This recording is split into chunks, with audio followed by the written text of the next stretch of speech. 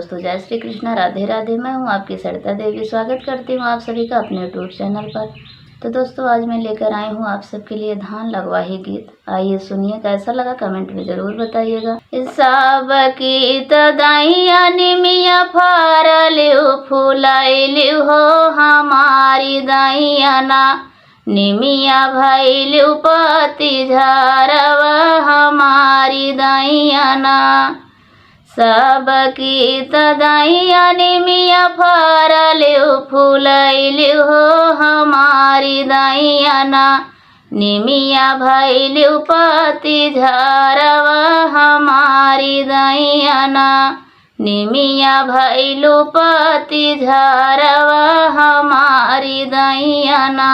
सबकी तदाइया मैया घर घर घूमलिउ हमारी दाइया ना, मैया बसलिउ पहाड़व हमारी दाइया ना, मैया बसलिउ पहाड़व हमारी दाइया ना।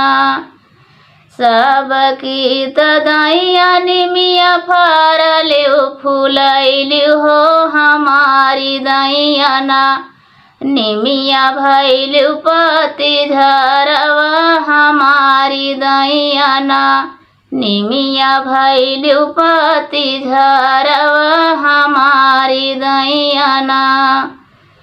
सबका तदेहु मैया महला दु महला हमारी दाइया ना, मैया बसलिउ पहाड़व हमारी दाइया ना, मैया बसलिउ पहाड़व हमारी दाइया ना।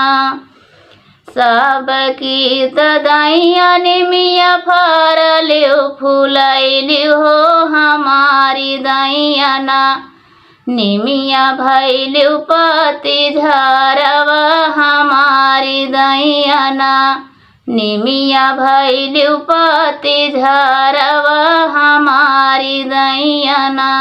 सबका तदेहु मैया यान धान सोनावा हमारी दाइया ना, बसल मैया तू पहाड़वा हमारी दाइया ना, मैया बसलिउ पहाड़वा हमारी दाइया ना।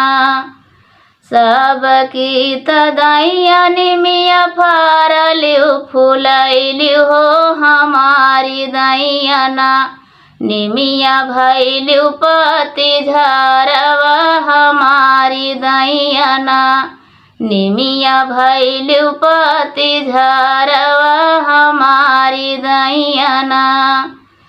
सबका तदेहु मैया लारिका परानिया हमारी दाइया ना, मैया बसलिउ पहाड़व हमारी दाइया ना, मैया बसलिउ पहाड़व हमारी दाइया ना।